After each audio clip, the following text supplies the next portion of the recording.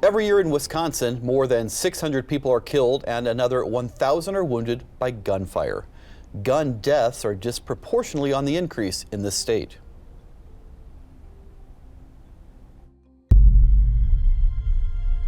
One bullet. One bullet is all it takes to take a life. For these sisters, this has hit home more than once, both of them losing a child to gun violence. I never thought this would happen in my family. I thought the first tragedy with my sister's daughter, I thought that was it. Nobody else was never entered our mind that somebody in the family was going to be shot and killed, especially one of my children. And it happens. Say hi, Rita. Say like. Rita passed away when she was 11 in March 2000 when she was at my grandma's house. Rita was one of the hundreds lost to gun violence each year. According to the Gun Violence Archive, more than 40,000 people were killed by guns in 2023. She was at my mom's, her grandma, and I guess she was at my mom's room watching cartoons, and there was a shooting outside, bunch of guys out there, and they all just started shooting, and one of the bullets entered the wall and struck Rita on the back of the head, and my mom was in the front room when she heard all the gunshots. She got on the floor and crawled right away towards Rita and was telling Rita, "Rita, get up, come on, we gotta go." And when she picked Rita up, she said she saw all that blood coming out the back of her head. You know, I was 5. I was 5 when my sister was shot and killed. And, you know, you wouldn't expect a child to remember, you know, that young, but I feel like with tragedies and things that are very huge in your life, you remember. So I remember seeing my mom drop the phone, because back then they had phones, and I remember seeing her go to the gas station and being on the phone and then dropping it and running to the car. I remember the feelings of when my sister was shot and killed and when my cousins were shot and killed.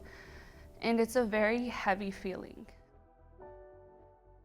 There's never any oncoming cars that would have hit us. And we got to my mom's, and all the paramedics, ambulance, police was there. And all I could yell, because they wouldn't let me in the bedroom, was, "Rita, Mama loves you." And they pulled me out. They wouldn't let me go in there and touch her. She was innocent. She was 11. She still played with Barbie dolls. She loved dolls. And she was my Rita Bell. Rita's birthday was a day before mine, and we would celebrate it together. And now that she's no longer here, I'm left to imagine what life would have been like if she were. And I wonder, would have we had like birthday traditions, and, you know, would we have a special day for just us? So with my sister passing and, you know, with my cousins passing and getting shot, when you're a little kid, you don't realize that it's going to impact you until you get older and you realize, oh, you know, this is why I'm the way I am. So when I was younger and I learned how to write, a lot of the times with my mom and my family, the one line was, I didn't get to say goodbye. So when I was younger, I would write like prompts of like, Mom, I knew that it was my time, because I had a fear that I was gonna pass away. Like it was my time next. Like I was gonna be shot and killed next. Reyes was shot July 4th. We don't know why or who did it, just that he was walking home. We didn't get no calls from the hospital or anything until the next day. And I was in the kitchen, all of a sudden somebody said hello in the front, and I peeked like there was a cop, but they came in and they told me, they didn't say what's your son's name? They said, did you have a son? So that right there, you just think, is he gone, or why do they say it that way? And they told me that they had shot and killed him. From birthdays to holidays, these families are now left to mourn the days that were once celebrated. So every 4th of July is when he was killed. Just every time you see them throwing up the fireworks, I think of him, and it'll be a memory forever with that month, that holiday. Everything changed then. My life and his sister's life.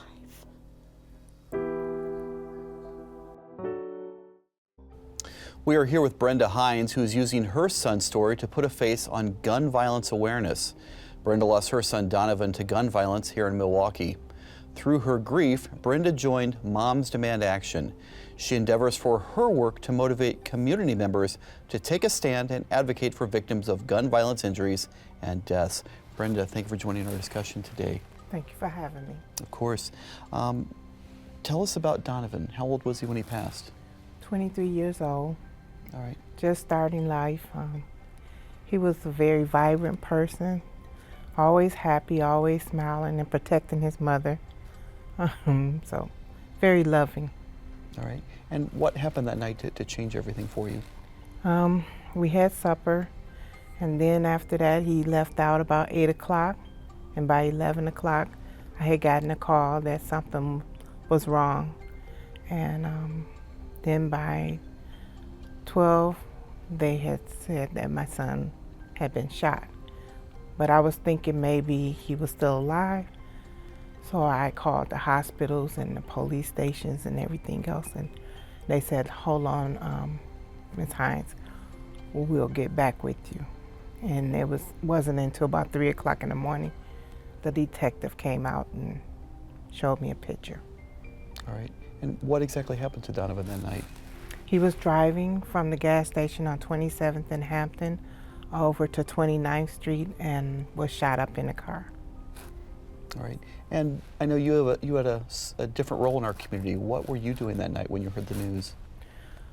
Well, I was about 2 years prior to Donovan's death. I was a chaplain for the 7th District Police Department in the Salvation Army, and I helped other families in times of homicides and crisis. Right. And then I became a victim of crisis. Right, so you'd been through many families experiencing the same grief. What were you thinking at that time when now here you were in need of ministering, in need of services, afflicted by the same violence that you'd have helped other families with? Well, I always say I always got up to the yellow tape with the other families, and I would say everything was going to be all right. But when it came my time to get up to the yellow tape, it hasn't been all right ever since. So they say the new normal, but it's really hard, very difficult. Right, and the new normal is something that you discuss in your book that you wrote. What led you to write the book? Well, they always laugh at me about the title, The Heart That Never Heals. And actually, my heart will never heal. I would just have to learn how to deal with it. But I written the book because my son's story is still unsolved, and that I'm hoping that that book outlives that, so maybe his case could get solved. Right, and in your book, as well as discussing the new normal and trying to find the new normal, you also discover the role of faith, the faith you had before and the faith you have going forward, and you share that faith with other people who might be affected the same way. Tell us about the work that faith does in one's life, trying to overcome this tragedy. That was a tough walk for me, because when I went out as a chaplain with the police and everyone, I had bargained with God, and I said, well, if I go out, then he was obligated to take care of my children. But it didn't happen, so I felt let down. So I lost faith for about 6 months.